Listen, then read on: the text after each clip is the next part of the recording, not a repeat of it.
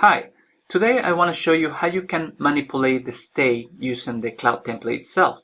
For that, I have pre-deployed a couple of resources to virtual machines using a native out-of-the-box virtual machine resource from vRA and the Terraform construct as well. These resources were built using these artifacts: a standard cloud template, which provides a cloud machine, an agnostic cloud machine, and a Terraform construct that it also deploys a cloud machine, but is using the Terraform interface for that. So since I have my cloud template hosted in a version control server, I can manipulate this through my IDE, my Visual Studio. For that, I'm going to add a new resource. I'm going to add, let's say, a volume, right? I'm manipulating my cloud template. I'm going to add a volume. I can add more properties. Right now, I just care that it has 4 gigs, and I'm going to attach it to my existing virtual machine that is running my web server.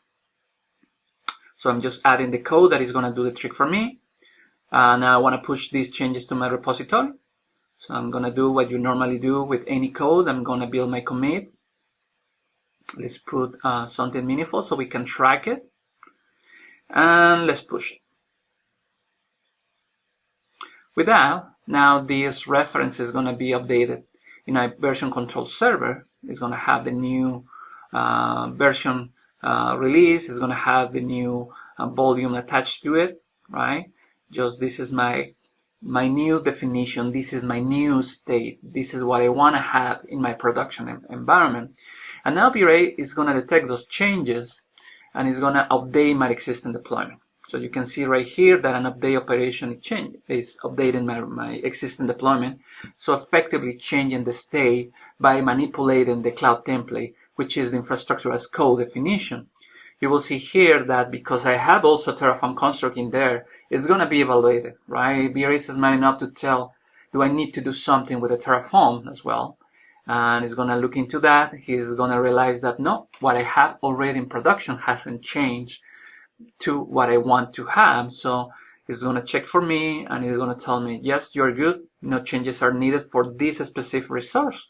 However, for the other one, vRA is also going to detect that you have a new volume that needs to be created and needs to be attached to an existing VM that I have already created as part of a native construct of vRA, right? So let's give it some time. Let's speed it up a little bit so we can see how things are going to be progressing. You can see the volume is created and an update happened to my existing deployment. This, by the way, is driven by custom webhooks. So a single task that is going to be able to detect my changes and instruct vRA to do the update for me, effectively changing the state. And if you give a little more time, the deployment is complete.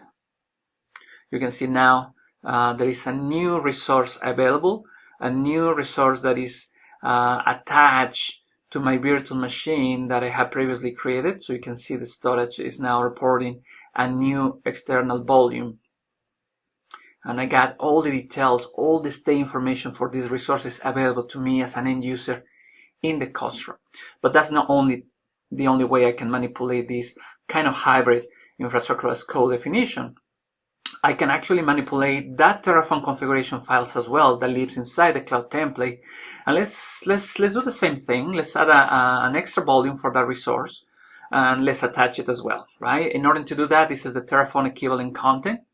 And just as before, as I manipulated my cloud template, I'm going to push these changes back to my repository so vRA is able to detect those changes and update the state. Now my intention has changed. I need a different state.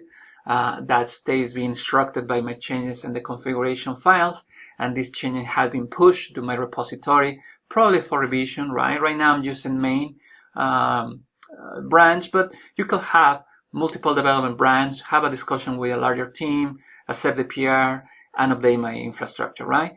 In this case, let's say I'm gonna go to production. It's a Friday afternoon, why not? And we're gonna have these webhooks looking into my code, my repository, and detect the changes, whatever they are. And once it's detected, it's gonna trigger and instruct vRA, I need you to update the state of this deployment. Now we need another volume. Now we need to attach that volume to this virtual machine. That's the new state. And now it happens to be a Terraform construct. So vRA is going to just go and use the Terraform open source to execute these changes. This time there is a change, and it's going to detect that change, and it's going to tell me what it's going to take to meet my new intention, right? So my providers are being initialized. Again, if you look closely, I don't have the need to pass any credentials because vRA is smart enough to detect the right regions and the credentials associated to it, since it's public cloud. Right here, the provider is initialized.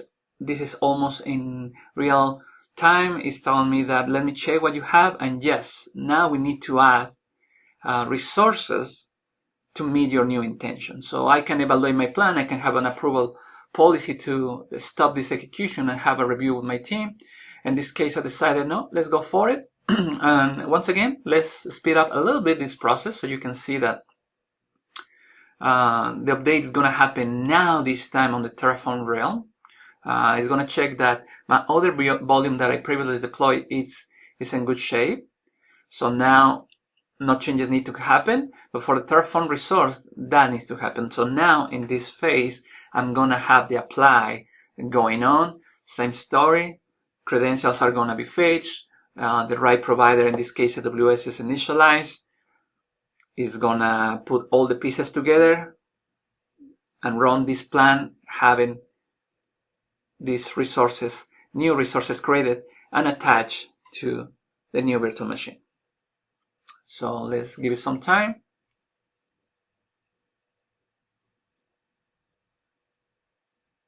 You can see, if you look at the details, the volume is being created.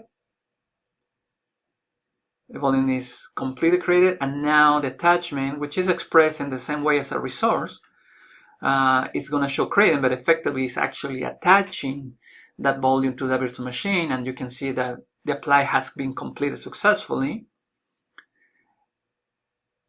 We'll leave it, we'll let it finish in a minute. And if we speed up a little bit, just for the sake of this video, you can see that all the steps were completed. There is a new state available. You can see visually new resources, and the state is available to me, right? This is the same Terraform state that you will expect for Terraform open source, Terraform cloud. It's just presented in vRA mode. And that's it. I hope you enjoy it. Thank you.